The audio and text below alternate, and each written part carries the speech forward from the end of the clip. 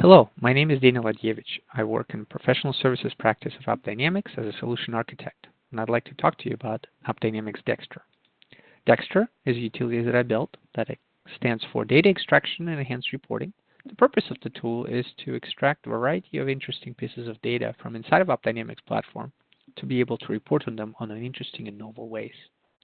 DEXTER works by taking the data that was sent to the controller from the agents. Using a variety of APIs and compute, it transforms the data into a well-formatted data warehouse schema stored as CSV files, and then loads them in a variety of reports for your purposes to read and manipulate as you see fit. Today, I will speak to you about the call graph data inside of AppDynamics DEXTER and AppDynamics. First, we'll take a look at AppDynamics application. Inside of here, we're watching a checkout business activity. It's a fairly complicated business transaction that incorporates multiple runtimes indicated here by the green circles and multiple backends indicated here by databases and queues and websites and whatnot. Inside of a given transaction snapshot, we have one execution pass right here. I can open one up. I can see the whole details coming through the systems. I can look at the waterfall view and observe the execution of the requests going in one after another. At any point in time, I can drill down deeper into a certain segment of this transaction to see the call graph level details and corresponding exits. And for instance, right here, we have a raise PO web service call that goes over HTTP and web services to a subsequent destinations. And I can actually drill down into that downstream call and can see this call graph elements. This is really, really cool. That's one of the best features of any APM monitoring, and AppDynamics really shines here.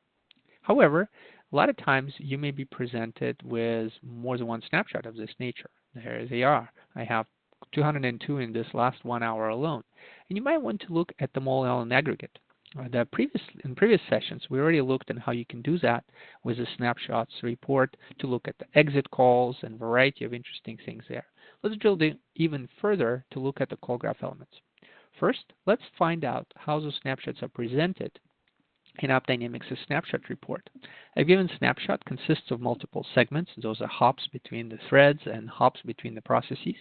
I can go to the list of the segments and can find a certain transaction. So let's, in this case, find out my checkout transaction. Checkout, and let's look at this one right here, the one with just word checkout. Let's further filter this particular things on the very slow transaction. And how about I take a look at, I don't know, this request right here.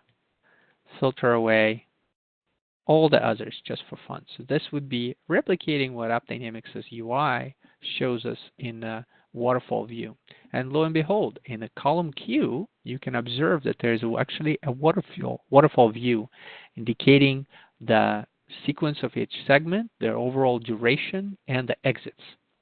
You can see the duration is indicated by the times, and the exits are indicated by the little chevrons coming along and showing us exactly when those calls were made. This is great and all, but let's dig in even further. By opening up a snapshot method calls report from DEXTER output, you can see additional pieces of information associated in the sheet called method calls. There is this sheet is really wide. If I take a look into it, it goes on from the left side of the screen to a couple more pages further. The core components of it are in the column P and Q. P defining the framework and Q defining the name of the class. Allow me to zoom in a little bit so you can see it a little bit better. So during the indexing phase, AppDynamics DEXTER looks at the namespaces of all the calls and finds out and maps them to the specific destinations. Here we can observe that we detected a variety of com AppDynamics, com.sun methods. We found out methods from Java core configurations. We found methods from Apache. All of those are here for you so you can filter them as you see fit. Then we also have the call graph elements. So in this case, each and every call graph element is indented relative to its parents. So for instance, we can see the struts proxy execution getting in through this call stack. Just what you do inside of AppDynamics' UI.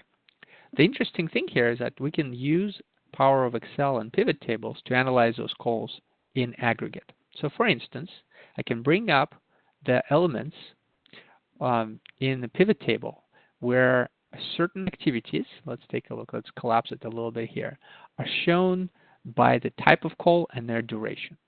In this case, I will use the filtering capabilities to click in column B22 and show me only the methods that are slower than, how about 2 seconds?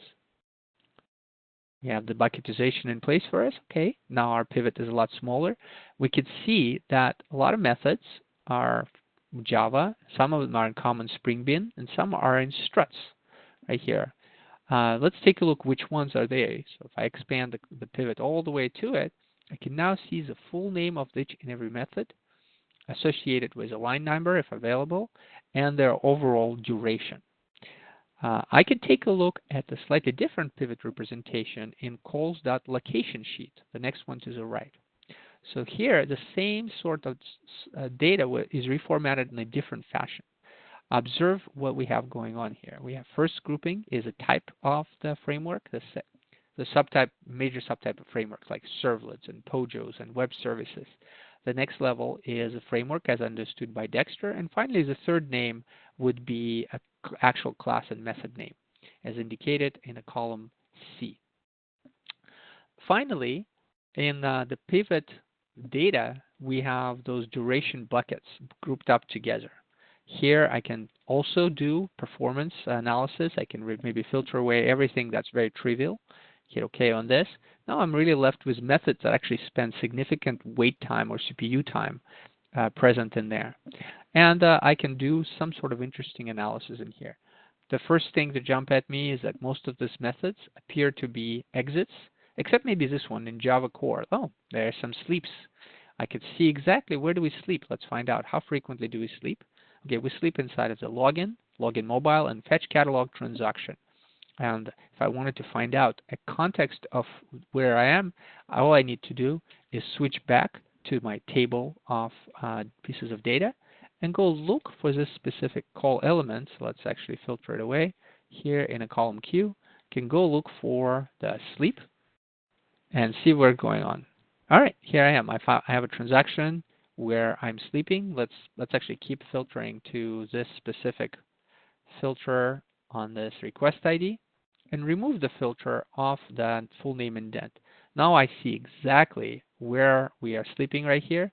We have an execute query and we have a sleep element right in here for, looks like we sleep for 8 seconds exactly. So now that you've seen the call graph elements in here, you should be able to use the sheets for call graphs by type, call graphs by location, and also calls by timeline to further analyze your results. Let's actually take a look at the calls timeline. If I take a look at the specific call, how about within the framework of com.appdynamics? I can do filter, keep only selected items. I could now see the transaction invocation durations overlaid over the time series of the minutes. I can do a little light grouping to look over the period of last 2 hours. It appears that my POJOs are slightly different between 2 and 3 p.m. and I can further drill down into those specific elements if I specify my business transactions. So how about I just look at the checkout business transactions and see which elements, oh, there it is. The glaring slowdowns are right in my face. I know exactly when they're happening and which call graph elements are associated with them. I hope you enjoyed this presentation, and in the next one, we will talk about visualizing the call graph element data in a medium that's even better than Excel spreadsheets. Thank you.